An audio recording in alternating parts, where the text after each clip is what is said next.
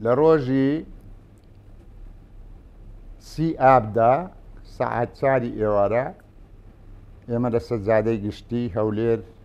مووسڵ بووین پەکانی خەرڕارە ئەو زادەی لە هەولێر دەردەسی بۆ مووسڵ زادەشی ڕئیسیە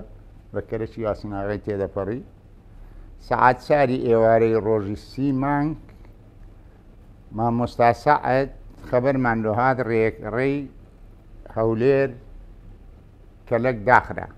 هاتوچوو نەمانە چوون نەهاتن هەپات بۆ ڕێیەکە لەو کاتی خەبەرمان لۆ هات ڕێخستنمان هەبوو لە کەرەک دوو خەبەری لۆهینان یەکیانەوە بوو گۆتی جەیشی عێراقی لە پردی کەرەک پەڕیەوە هات داخلی ناو کەرەکی یاسیناغا بوو و بۆ ئامادەکاری دەکەن بۆ هێرشکردنە سەر هەولێر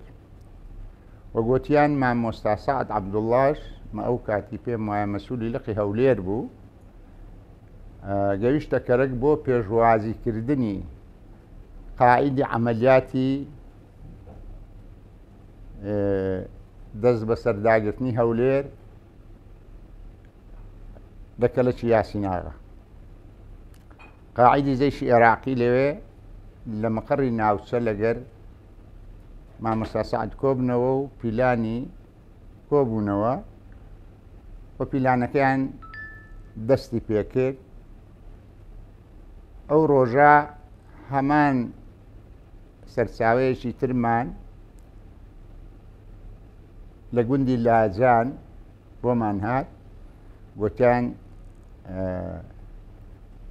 25 تۆپی نەمسایی دوور ئاوێش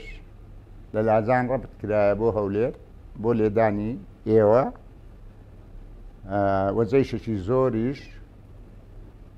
هاتیتە لاجان و هەموو دەبابەیەکیش چاوساغ و شارەزایەکی پارتی لەگەرە پارتی تەنها وەکو چاوساغ و وەکو شارەزایی لەگە جەیشی عێراق بوون بۆ داگیرکردنی هەولێر